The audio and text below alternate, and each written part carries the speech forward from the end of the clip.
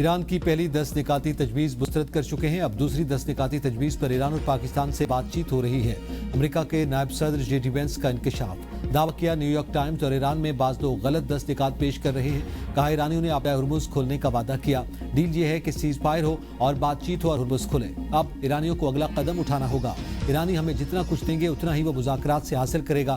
Iran uranium افزودہ نہ کرے. جنگ بندی کے خلاف ورزی پر بولے سیز فائر ہمیشہ سے مشکلات کا شکار ہوتا ہے. کوئی سیز فائر تھوڑی بہت خامی کے بغیر نہیں ہوتا. بولے بات چیت میں لوگوں کی نیتوں پر کافی عدم اعتماد ہے. لبنان کے معاملے پر غلط فہمی ہوئی ہے. ایرانی حکومت نے سمجھا کہ لبنان پہ بھی سیز فائر ہے. امریکہ نے خود یہ کبھی نہیں کہا. خبردار کیا کہ اگر ایران چاہتا ہے کہ معاملہ لبنان کی وجہ سے ٹوٹ جائے تو یہ ان کا انتخاب ہوگا.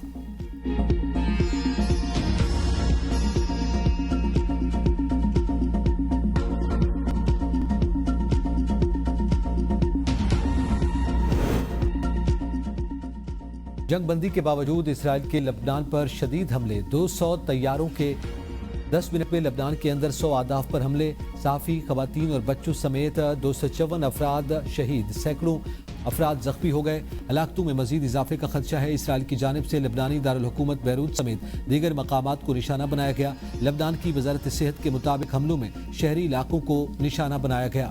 سینکڑوں افراد ہلاک اور 1200 زخمی ہوئے. اسپتالوں میں ایمرجنسی نافذ. عوام سے خون کی احتیاط دینے کی بھی اپیل. امریکی صدر ڈونلڈ ٹرمپ کا کہنا ہے کہ لبنان جنگ بندی معاہدے میں شامل نہیں. حزب اللہ کی وجہ سے لبنان کو معاہدے میں شامل نہیں کیا گیا.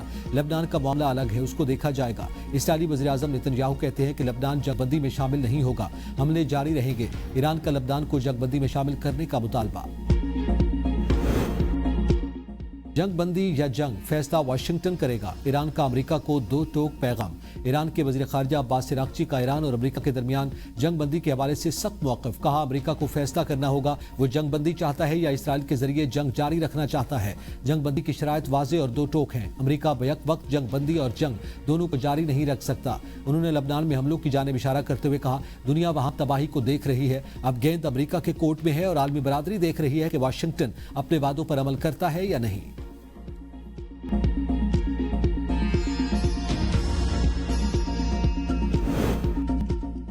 وزیر اعظم شہباز شریف کا جنگ بندی کی خلاف ورزیوں پر تشویش کا اظہار. پاکستان کا ایک بار پھر تنازع کے حل کے لیے سفارتی راستہ اپنانے پر زور. کہا خلاف ورزیوں سے امن عمل متاثر ہونے کا خدشہ ہے. طے شدہ 2 ہفتے جنگ بندی کا احترام کیا جائے. جنگ بندی کی خلاف ورزیاں امن کی کوششوں کو نقصان پہنچا سکتی ہیں.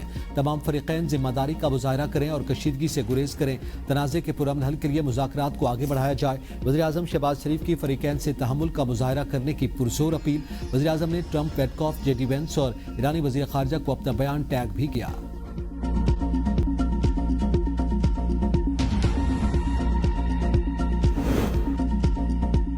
ایران کی اسلام آباد مذاکرات میں شرکت. لبنان میں جنگ بندی سے مشروع. آبدہ ہرمز پر بھی سخت موقف ظاہر کر دیا. ایران نے ثالثی کرنے والے ممالک کو آگاہ کیا کہ وہ مجوزہ اسلام آباد مذاکرات میں شرکت کو لبنان میں مکمل جنگ بندی سے مشروط کر رہا ہے. وال اسٹریٹ جرنل نے دعویٰ کیا کہ ایران نے خبردار کیا کہ اگر خطے میں کشیدگی برقرار رہی تو وہ آبدہ ہرمز کو دوبارہ کھولنے کے اپنے فیصلے پر نظر ثانی کر سکتا ہے، جو عالمی توانائی کی ترسیل کے لیے نہایت اہم گزرگاہ ہے. ایرانی حکام نے یہ بھی واضح کیا کہ اگر اسرائیل کی جانب سے لبنان اور ایران پر حملے جاری رہے تو تہران اپنی کارروائیاں بھی جاری رکھے گا.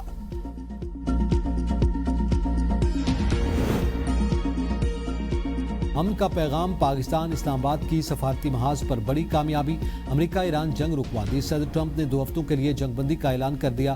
خطہ تباہی سے بچ گیا. پاکستان ایران خوفناک حملے سے صرف 1 گھنٹہ پہلے صدر ٹرمپ کو راضی کرنے میں کامیاب ہوا. وزیر اعظم شہباز شریف نے امریکہ اور ایران کے وفود کو مذاکرات کے لیے 10 اپریل کو اسلام آباد میں مدعو کر لیا. امریکہ کا اپنی مذاکراتی ٹیم اسلام آباد بھیجنے کا فیصلہ. ترجمان وائٹ ہاؤس کیرولائن لیوٹ کا کہنا ہے کہ امریکی نائب صدر کی قیادت میں صدر ٹرمپ ٹیم پاکستان بھیج رہے ہیں. جے ڈی وینس مذاکرات کرنے والی ٹیم کا حصہ ہوں گے. جیریڈ کشنر اور اسٹیو ویٹکاف بھی ان کے ساتھ ہوں گے. ایرانی میڈیا کے مطابق ایرانی اسپیکر محمد باقر قالیباف اور وزیر خارجہ عباس عراقچی مذاکرات میں شرکت کریں گے.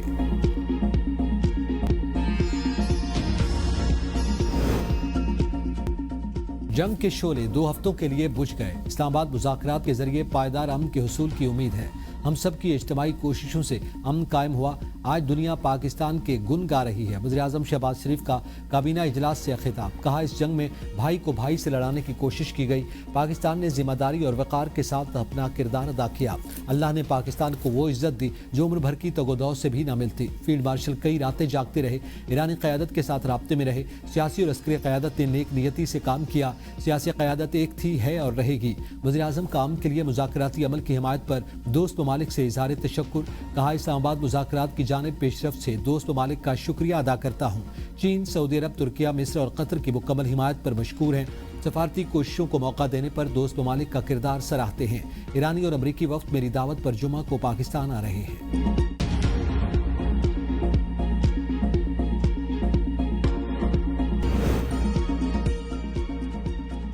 سب کو مبارک ہو، اللہ نے پاکستان کو عزت دی، پاکستان دنیا کی بہت بڑی جنگ رکوانے میں کامیاب ہوا۔ وزیر دفاع خواجہ آصف کا ایوان میں اظہار خیال، پاکستان کو بطور بااعتماد ثالث کے طور پر پوری دنیا میں تسلیم کیا گیا۔ امریکہ سمیت پوری دنیا کی نظریں پاکستان پر مرکوز ہیں۔ سول اور عسکری قیادت پر مشتمل ہائبرڈ ماڈل نے بے پناہ کامیابیاں سمیٹی۔ طاقت کے مراکز مل کر کام کریں تو پاکستان عالمی سطح پر کامیابیاں حاصل کر سکتا ہے۔ نریندر مودی فارغ، بھارتی میڈیا اب تڑپتا رہے گا۔ بھارت ابھی تک اپنی عزت بحال کرنے کی کوشش کر رہا ہے۔ بحیثیت قوم ہمیں داخلی محاذ، معیشت، دہشت گردی سے نمٹنے کی ضرورت ہے۔ امید ہے خطے میں استحکام اور ترقی کا نیا دور شروع ہوگا۔ اپوزیشن سے احتجاج کی بجائے مثبت سیاست کی توقع ہے۔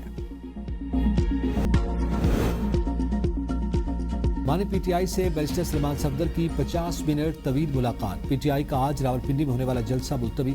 پی ٹی آئی کی قیادت نے مشاورت کے بعد حتمی فیصلہ کیا۔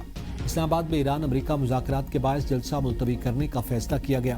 اس سے قبل انتظامیہ نے تحریک انصاف کو راولپنڈی جلسے کی اجازت دینے کی درخواست مسترد کر دی تھی۔ انتظامیہ کا کہنا ہے کہ لیاقت باغ کی سیکیورٹی کلیئرنس کے لیے حفاظتی وسائل حکومتی کفایت جاری پالیسی کے تحت ممکن نہیں۔ شہر میں دفعہ 144 بھی نافذ ہے۔